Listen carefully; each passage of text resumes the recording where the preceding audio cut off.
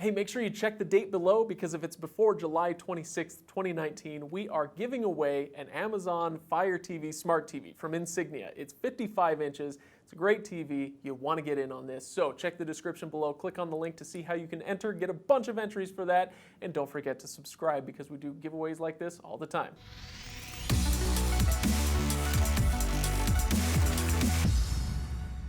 Question: why do we have smart TVs at all when you can just take any TV, plug this into it, and make it smart? All right, now smart TVs versus smart devices. This is a topic that I've danced around a little bit in the past. We've talked about both, but we've never really talked about the pros and cons of each. And this came up because there was a great comment a couple weeks ago on our channel from snoopyboyblue, who says, "One caveat to smart TVs. Once the manufacturer decides to move on and end support for the operating system, you are stuck with a device that's mostly broken. I've got 3 smart TVs in my house that have software that no longer functions. No matter how smart the TV is, the software, the operating system will be dumb and obsolete at some point in the future." This is a great point. I thought it was a really good thing that snoopyboyblue brought up, and so I wanted to use this to kind of springboard us into this discussion. And what I did was just kind of narrowed it down to a few reasons why each category is possibly better than the other. And then essentially I'll let you decide. So a smart TV is basically just one of these streaming devices integrated into the TV. So you're not taking up an extra HDMI port. You don't have to fiddle with the input button, right? It seems really smart to just go with the smart TV. Well, let's talk about a few reasons why the streaming device might be a better bet. First of all is price. Now, this can't be overstated. Streaming devices can get really cheap, and it's nice that way. If you want to get a Chromecast, it's $35. The Roku Streaming Stick Plus, $60. The Amazon Fire Stick 4K, $50. This is much cheaper than, getting a $400, $500, $1,200 TV. If you just want to pick up the device, it's a lot less of a hit up front. Now, some exceptions to that would be the Apple TV, which goes to $150 to $200, depending on what size you get. The Nvidia Shield is creeping up on $200, so there are some expensive players out there. They also tend to be a little bit more powerful than their smart TV counterparts, especially like I just mentioned with price, where you get what you pay for. If you get that Apple TV or the Nvidia Shield, you're getting a much more powerful device than you would get with a typical smart TV.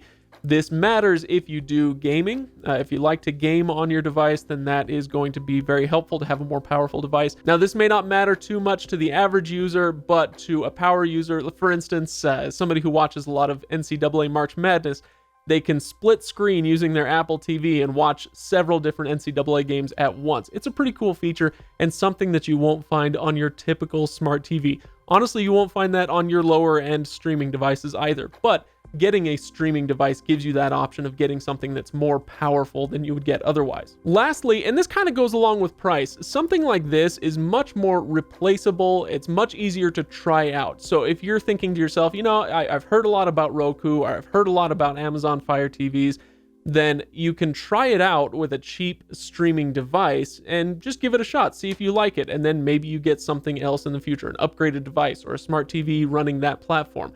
That is a possibility. And of course, if we talk about software going obsolete, like snoopyboyblue said, then if the software does go out and you need to replace something, replacing a $50 stick is much easier than replacing a $500 TV.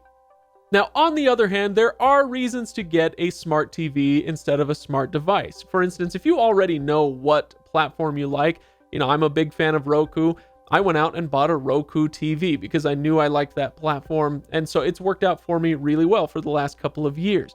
And it's worked out well partly because it's streamlined. When I plug this into an older TV, suddenly I've got the TV remote to deal with and the Roku remote to deal with. Now, a lot of the more modern devices like this one will have TV power and volume integrated into their remotes, so it can kind of streamline that as well. But some of the cheaper devices are still lacking that.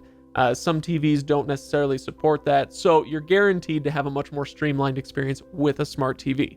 And secondly, honestly, you're probably going to have to get a smart TV anyway. The non-smart TV market is pretty dry at this point, so if you buy a new TV, it's almost certainly going to be a smart TV anyway, so you don't have much choice.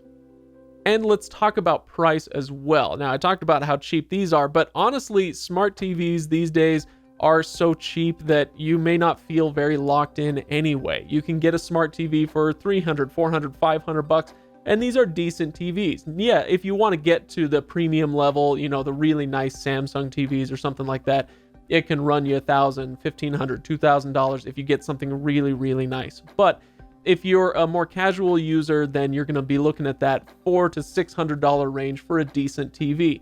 This is a far cry from what we used to be paying years ago. And if we're talking about software obsolescence, then it's a lot less of an issue now, because my Roku TV, for instance, let's say that goes out, that software is no longer supported for some reason. Well, that $400 TV is going to be a lot easier to replace than it would have been 10 years ago. So it might not be that big a deal anyway. So let me know what you think. Hit the comments below and give me your best reasons for either the device or the smart TV itself. Now, one last note, if you are on the hunt for a smart TV, do yourself a favor and don't buy an old one. These days, a lot of the smart TVs are running things like Roku, Amazon Fire, Android TV. Those are great. Those platforms are going to be supported for a long time. But if you buy an older TV, like, did you know Yahoo used to make a TV software platform? Yeah, that's not supported anymore. So if you buy one of those old things, they're essentially going to be a giant brick in your living room. It's not going to work out too well. So buy a newer TV if you go the smart TV route. All right, guys, thanks for watching. Make sure you hit that subscribe button, and I will see you next time.